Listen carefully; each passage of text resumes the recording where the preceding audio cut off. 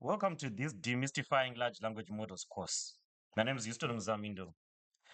A question I often get asked is, what exactly is going on with these large language models? They seem like magic, and hopefully this course will show you the behind the scenes of this magical new wave of AI. I say new wave because AI is not new. In the 50s, Alan Turing and many other people, they started thinking of principles of how to actually build machines that can think like humans.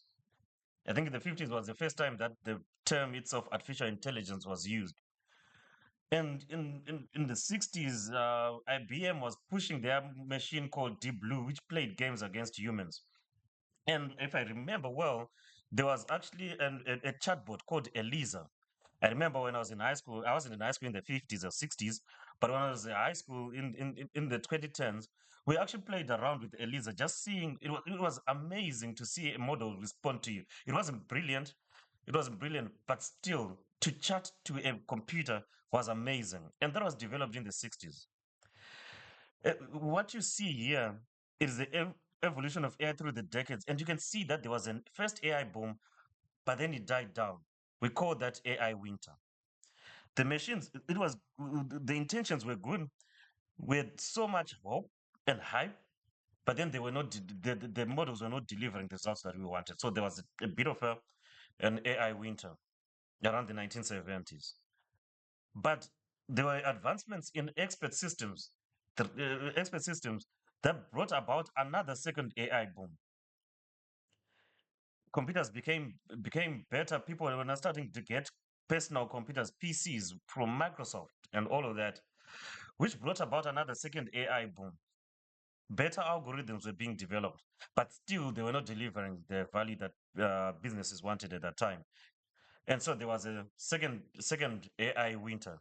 Investments dried up in AI research, um, and there was that down, downward slope. But from the 1990s, there was now the rise of machine learning and statistical learning. I have a course already on that explains what statistical machine learning is, going through all the algorithms from regression, classification, talking about random forests, logistic regression, all of those. So they started in the 1990s, and through to the 2000s, data became abundant because of the internet boom. Everyone was, and still is, everyone is producing data at pace in large quantities. And computational power, our phones are much more powerful than the computers that were there in the 90s. That's just our mobile phones. The computers that we're using, I'm recording on my laptop, would have been a dream for people in the 90s to have access to. So computational power, better algorithms. You see, in the 2010s, there was the growth of deep learning algorithms. And deep learning, those are neural networks. If you've heard of those neural networks.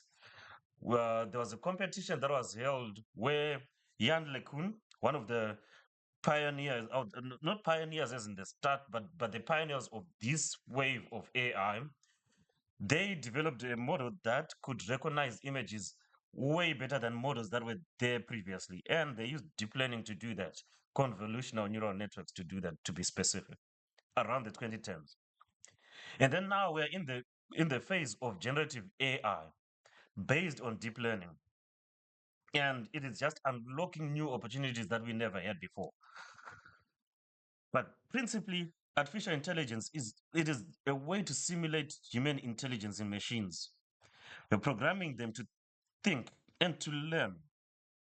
And especially in machine learning, they actually it's easier to actually see how they are learning.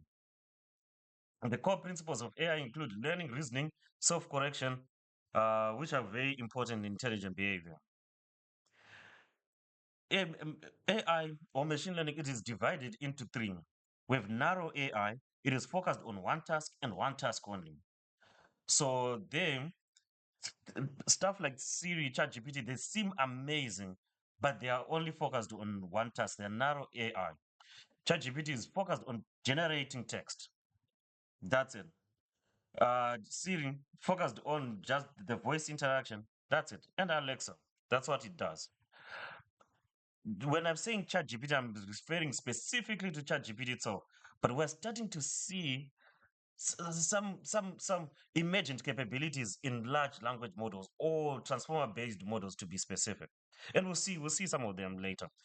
Then there's AGI. We are not there yet, where machines can continuously learn.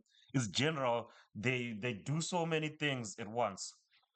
Although our transformer models are really good at, they are called multimodal models. They can do video, they can do this, they can generate so many different things. They are not yet there when it comes to AGI. And then artificial super intelligence, that's going to be your terminator. We do not know how to get there yet. So AI, it is divided into three, into these categories here. So there's AI, which is the overall framework which encompasses everything in theory. Could be rule-based AI, rule-based. It's considered AI if you want to really be technical, because the rules are mimicking what a human would have done. Move this there, move this there, move this there, move this there, and stuff. So that is the overall grouping. And then under that, there's machine learning, where those algorithms, they get data, find patterns in the data, and then start doing predictions based on that data. So computers are given the ability to learn without being explicitly programmed, like the rules that I mentioned now. The rules would be saying if this, then if this, then that. But with machine learning, we are not doing that. We are giving it data, and then it learns patterns from the data to make some decisions. And under machine learning, inside machine learning, there's a subset called deep learning.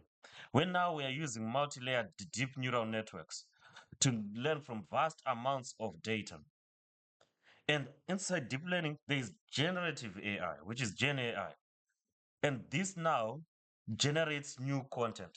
So we would have trained it on that vast amount of data, and then we ask it to generate new content. So that's where Gen AI comes in. Generative AI, it is a branch of AI that concentrates on creating new original content, whether it's text. You ask it, can you give me a poem? It creates a poem. Can you give me a video of someone who's running on a football pitch? It generates that video. So after training, it then it generates original content. The term original, it's still up for debate because they are trained on maybe content that is not original, but that's not the discussion point of this course here.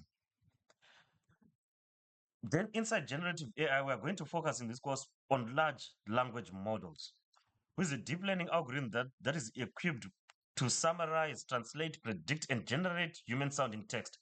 We are going to see how they are trained to actually do that. We are going to see the architecture at work.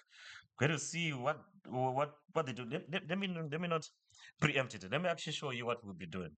So we'll be building an LLM and a large language model. We're going to look at the data preparation, what is called an attention mechanism. That's where we talk about the transformer architecture itself. What does it mean? Everyone is hearing these models use the transformer architecture. We're going to uh, dive dive into what a transformer architecture is. That is the phase one. And then in phase two, we will build what is called a foundation model. The foundation model is just built so that it knows how to generate text that is convincing.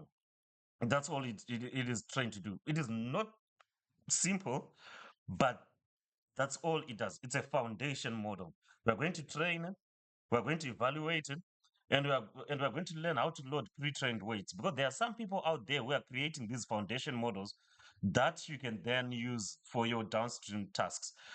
If you see many open source models are built on top of what they say it's a Llama model. Llama itself, Llama v3, it is a foundation model, and then you can then take it forward. How do you take it forward? You can fine tune it, as you can see now in stage three. You can fine tune it to be a classifier, or fine tune it to be, let's say, a personal assistant to follow instructions. So for it to be a classifier, we'll see how we can then put a classifier on top of the foundational model, or we can put an instruction data set to create a personal assistant. So those are this is the layout of the course. And I hope you're excited to actually see a glimpse of what happens in the background. And I hope I'll do it justice. So thank you for joining me on this. I'd say let's now just get started. Let's do this.